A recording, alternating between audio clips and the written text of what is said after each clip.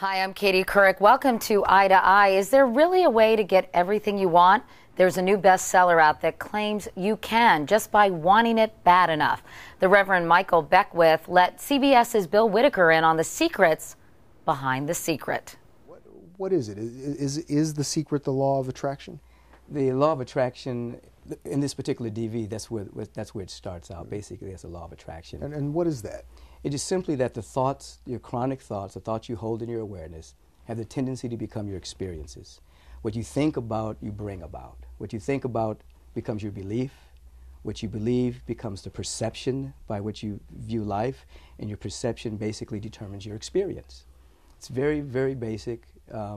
Science would corroborate the fact that your thoughts are units of energy that become experience, that become behavior, that become habit, that become even symptoms in the body. So it's not new, but I think, again, this powerful marketing is allowing people to begin to think about what they can consciously think about rather than just kind of ambling along in life. So is it the power of positive thinking? I don't call it the power of positive thinking, because you can be positive that you're broke, but I call it affirmative thinking. So it's life on the affirmative. So you're placing your attention on love, on harmony, on service, on power, on joy, which we teach are really the natural states of your being.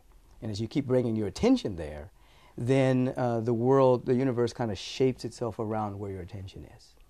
So is it that you can actually move the universe, move objects, move? Well, I wouldn't talk about the fact moving objects or things of that particular nature, but you can begin to shape your own destiny by the attitude that you keep. The scientists have a wonderful language in which they call it the observer effect, that you basically, in any experiment, you absolutely change the experiment just by observing it. You change it on a subatomic level. So as individuals begin to look at the world, look at their life, but with an intention of having more happiness, with an intention of seeing more beauty, with an intention of looking for more beauty or more opportunities, they'll have a tendency to find what they're looking for. So if you're walking around gloomy and morose, you'll see a lack of opportunity, and you'll have a tendency to keep radiating that into your experience. But as you begin to change your outlook, which we all have the capacity to do so, some it may be more difficult than others, then you'll have an opportunity to see more opportunities for you to express yourself. It can seem that if you're poor and you're sick, it's your doing. Well, one thing we teach here is we never blame a person for their experience, but we do encourage everyone to take responsibility for their life. So blame and responsibility are not synonymous. So an individual might be in a situation where, as you're describing, they may be poor, they may be sick, they may be unemployed, there may be any manner of circumstance they may be participating in, and we wouldn't say you're to blame for that. But we will say you can now take responsibility for your life and begin to walk in the direction of progress. In other words, you can release blaming everyone else, begin to put your attention on how you can change inside, and then watch life correspond to that inner change. It doesn't do any good to blame. Blame, it's endless. You know, people blame society. They blame all manner of people for their circumstances and situation. The idea is to take responsibility for your life. In the video, there are people who are looking for wealth, looking for things. The woman who wants the necklace, and right. all of a sudden I remember that example. It's on her neck. Right, she visualizes it there. Yeah. Right. Is it that sort of thing?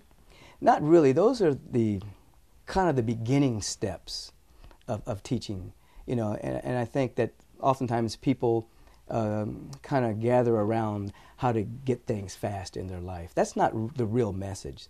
The real message is that as you begin to change internally, your life begins to reflect that change. And that it does include prosperity, it does include health, it does include right relations, it does include ideal employment. It includes using the law to stabilize your structures in life. Health, your mental and emotional health, finances. You stabilize the structures so that ultimately you can be a beneficial presence on the planet.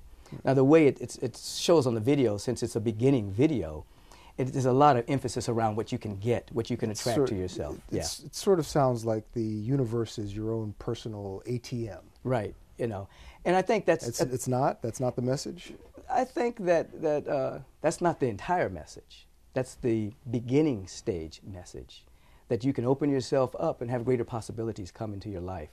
But this teaching is not really about materialism, nor is it about consumerism. It's really about growing spiritually, with an understanding that there are laws in the universe that if you practice them, they'll respond to you. Just like electricity. It's like gravity.